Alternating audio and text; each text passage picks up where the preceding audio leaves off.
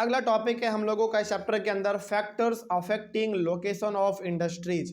यानी कि इस टॉपिक में बेसिकली हम लोगों को ये पढ़ना है कि कोई भी इंडस्ट्री जब लगता है, यानी कि कोई भी इंडस्ट्री जब सेटअप होता है तो वो कहाँ पे लगेगा, इसका लोकेशन कैसे तैयार होता है। क्या आप जैसे आपका मन किया कि चलो हम एक इंडस्ट्री लगाएंगे जहाँ पे कि हम कपड़ों को बनाएंगे बेसिकली, तो क्या आपका मन जहाँ करेगा आप वहाँ इंडस्ट्री लगा दोगे?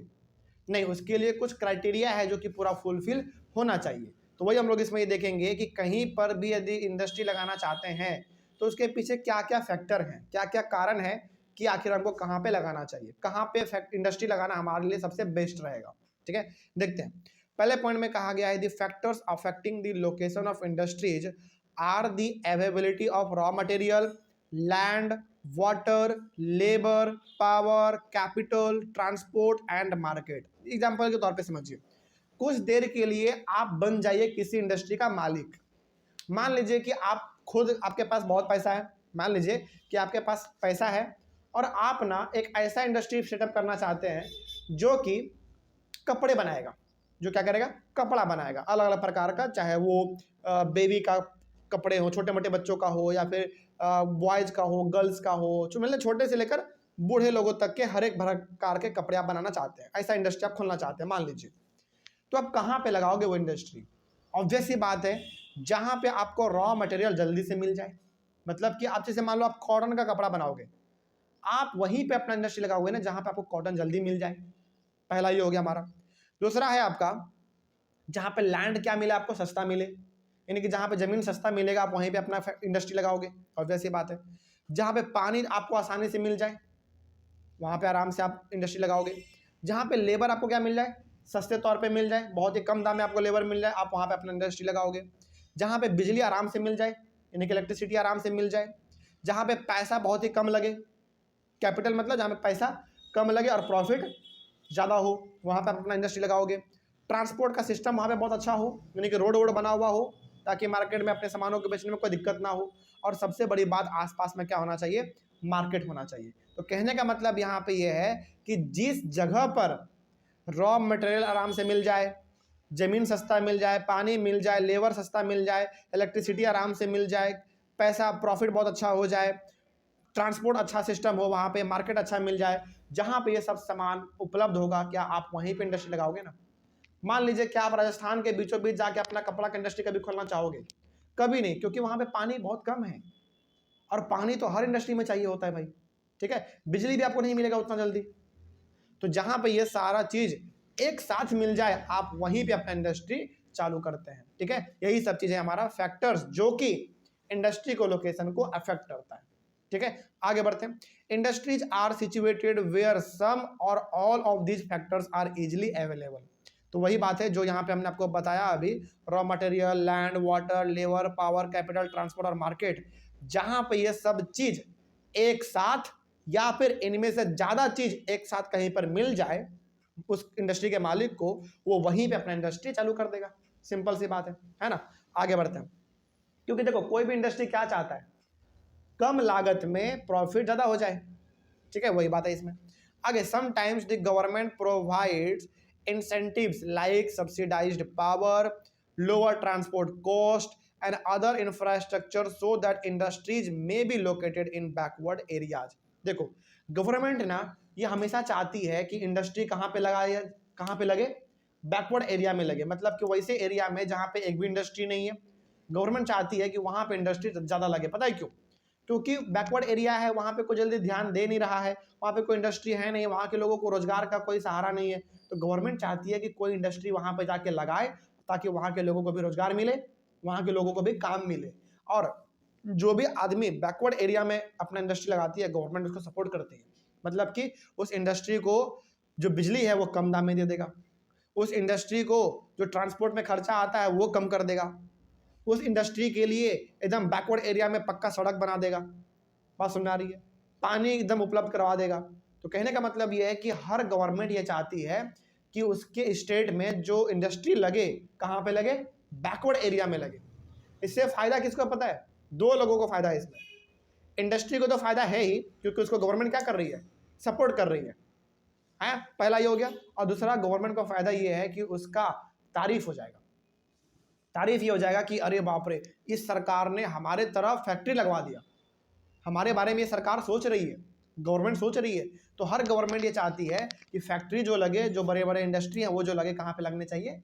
बैकवर्ड एरिया में लगने चाहिए। और जब भी कोई लोग इंडस्ट्री अपना बैकवर्ड एरिया में लगाता है, गवर्नमेंट उसको फुल सपोर्ट करती है, एकदम बिजली कम दाम में दे देगा, पानी एकदम उपलब्ध करवा देगा, लेबर सस्ते तौर पे उसको मुहैया करवा देगा। इस प्रकार का जो सपोर्ट है वो गवर्नमेंट भी करती है। ठीक है, आगे बढ़ते हैं फिर। Industrialization often leads to development and growth of towns and cities. Industrialization का मतलब क्या हो गया? बड़े बड़े इंडस्ट्री लगना, सिंपल से। ठीक है, अच्छा बताओ, यदि बड़े बड़े इंडस्ट्री लगेंगे शहर में तो फायदा क्या होगा आपको? फायदा ये होगा कि लोगों को रोजगार मिलेगा, पहला ये चीज।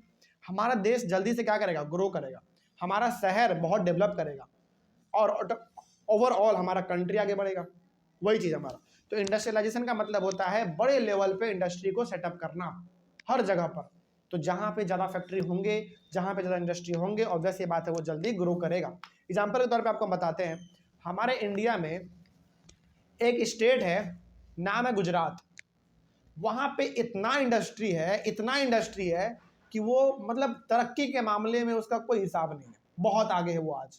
मतलब हर स्टेट से लगभग वो तरक्की के मामले में आज आगे है। आप कभी, आपको मौका मिलेगा ना फ्यूचर में गुजरात जाने का, तो आप गुजरात जाइएगा। वहां पे ना एक इंडस्ट्रियल एरिया है, मतलब कि एक ऐसा एरिया ही वहां पे है जहां पे केवल और केवल आपको, जहां तक आपका नजर जाएगा, केवल और केवल आपको वहां पे इंडस्ट्री दिखेंगे, आपको अलग अलग प्रकार का इंडस्ट्री।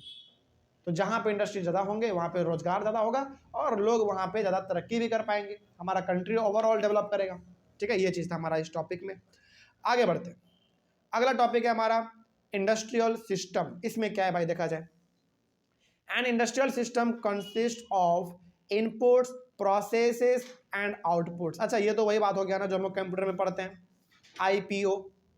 याद कीजिए, आपने बचपन वाले क्लास में पढ़ा होगा कंप्यूटर में, इनपुट, प्रोसेस और आउटपुट, वो वही चीज़ है। मतलब यहाँ पे ये है कि किसी भी इंडस्ट्री में 3 ही प्रकार का काम होता है। इनपुट मतलब कोई आप रॉ मटेरियल दो, प्रोसेस मतलब वो तैयार होगा, और आउटपुट मतलब तैयार होकर बाहर निकलेगा। एग्जाम्पल बताते हैं आपको। मान लीजिए एक इंडस्ट्री है जो कि चलो मान लेते हैं एक इंडस्ट्री है जो कि, चलो मान लेते हैं बिस्किट बनाती है। ठीक है, तो बिस्किट बनाने के लिए क्या चाहिए? आटा, यानी कि गेहूं चाहिए। तो गेहूं क्या हो गया? उसका इनपुट हो गया।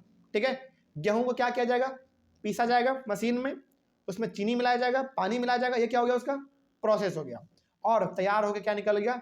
पूरा बिस्किट निकल गया। ये क्या हो गया? उसका आउटपुट हो गया। तो किसी भी इंडस्ट्री में 3 ही प्रकार के काम होते हैं, जो हम लोग कंप्यूटर में पढ़ते थे ना, वही काम इसमें भी होता है। इनपुट मतलब सामान पहले दो, यानी कि रॉ मटेरियल पहले दो, प्रोसेस मतलब वो तैयार होगा, और आउटपुट मतलब तैयार होगा, आपको फाइनल मिल जाएगा। ये चीज हमारा होता है किसी भी इंडस्ट्री में। आगे बढ़ते हैं। The inputs are the raw materials. अच्छा, इनपुट के तौर पे आप क्या दे सकते हो? इनपुट के तौर पे आप रॉ मटेरियल देंगे, सिंपल सा, गेहूं दे देंगे, चीनी दे देंगे, पानी दे देंगे, सब क्या है? आपका रॉ मटेरियल है, जो कि किसका काम कर रहा है? इनपुट का काम कर रहा है। ठीक है, लेबर, लेबर भी आपका क्या? इनपुट है।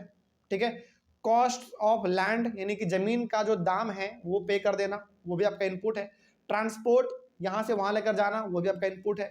पावर, यानी कि बिजली, ये सब भी आपका क्या? इनपुट है। भाई, जब तक आप ये नहीं दोगे तब तक क्या आपका कोई भी सामान बन के तैयार होगा? बिल्कुल भी नहीं। तो ये सब एकदम कंपलसरी इनपुट है, आपको देना पड़ेगा, तभी आपको कोई सामान बन के तैयार होगा। ठीक है, आगे बढ़ता है। The processes include a wide range of activities that convert the raw material into finished product. अच्छा, इनपुट तो आपने देख लिया, इनपुट में क्या क्या आ गया आपका? रॉ मटेरियल, लेबर, लैंड का कॉस्ट हो गया, ट्रांसपोर्ट हो गया, पावर, पावर मतलब बिजली, इलेक्ट्रिसिटी, ये हो गया आपका। लेकिन प्रोसेस क्या होगा? प्रोसेस में सिंपली आप क्या करते हो?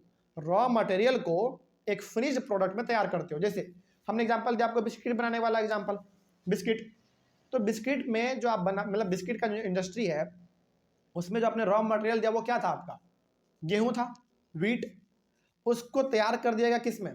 बिस्किट में तैयार कर दिया गया। तो बेसिकली यही तो हमारा है प्रोसेस, रॉ मटेरियल को एक फिनिश्ड प्रोडक्ट में तैयार कर देना। यहाँ पे फिनिश्ड प्रोडक्ट हमारा क्या था? बिस्किट। रॉ मटेरियल क्या था? वो आपका गेहूं। तो प्रोसेस में यही तो होता है, प्रोसेस में रॉ मटेरियल को आप फिनिश्ड प्रोडक्ट में तैयार करते हैं। और आउटपुट क्या हो गया भाई? सिंपल सा, the outputs are the end product and the income earned from it. तो आउटपुट का मतलब हो गया कि जो सामान बनेगा उस सामान से आप क्या करोगे? सिंपल सा प्रॉफिट कमाओगे, वही हो गया आपका आउटपुट। तो किसी भी इंडस्ट्री में ये 3 प्रकार के काम होते ही हैं। इनपुट, प्रोसेस और आउटपुट। आउटपुट आपका मेन होता है फाइनल, जिसको आप मार्केट में बेचते हो और उससे आपको प्रॉफिट मिलता है, आप प्रॉफिट कमाते हैं, ठीक है। फॉर एग्जाम्पल भी यहाँ पे दिया गया है, देख लेते हैं। In case of the textile industry the inputs may be cotton. Example मान लीजिए कि एक है टेक्सटाइल इंडस्ट्री। टेक्सटाइल इंडस्ट्री का मतलब जो कपड़ा बनाती है। तो टेक्सटाइल इंडस्ट्री के लिए इनपुट क्या हो गया? कॉटन, लेबर, फैक्ट्री और ट्रांसपोर्ट का कॉस्ट, जो पैसा लगेगा, ये सब क्या हो गया उसके लिए? इनपुट हो गया, सिंपल सा। प्रोसेस क्या होगा इसके लिए?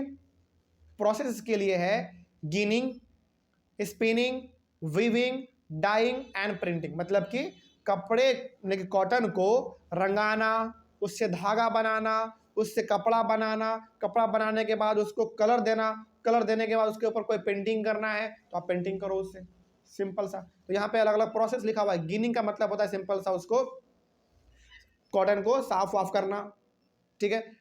स्पिनिंग का मतलब धागा उससे बनाना, फिर धागे बना के कपड़े को बुनना, बुनने के बाद उसको रंगना, रंगने के बाद उसके ऊपर पेंटिंग कर देना। इसी प्रकार जैसे आप देखते हैं ना, कोई शर्ट में डिजाइन विजाइन होता है, पेंटिंग, वो हो गया। ये सब क्या है? आपका प्रोसेस ही तो है, ठीक है। ये टेक्सटाइल इंडस्ट्री का प्रोसेस है। इसका फिर आउटपुट क्या होगा? The output is the shirt we wear. इसका आउटपुट क्या होगा? वो शर्ट जो कि हम लोग पहनते हैं। तो यही चीज तो है, ये एग्जाम्पल के तौर पे आपको समझाया गया इसमें। तो किसी भी इंडस्ट्री में 3 काम, इनपुट, प्रोसेस, आउटपुट, सिंपल, ठीक है। और प्रॉफिट किससे मिलेगा आपको? किससे मिलेगा? इनपुट से, प्रोसेस या आउटपुट से? आउटपुट से, क्योंकि वही तो हमारा फाइनल है। मार्केट में आएगा, लोग खरीदेंगे, हमको प्रॉफिट होगा, सिंपल है। तो इस तरीके से हमारा इंडस्ट्रियल सिस्टम में कंप्लीट हुआ। अगले वाले क्लास में हम लोग डिस्कस करेंगे इंडस्ट्रियल रीजन्स। तो याद रखेंगे, अगले वाले क्लास में हमारा टॉपिक होगा इंडस्ट्रियल रीजन्स। तो मिलेंगे हम लोग अपने अगले वाले क्लास में। Thank you very much and have a nice day.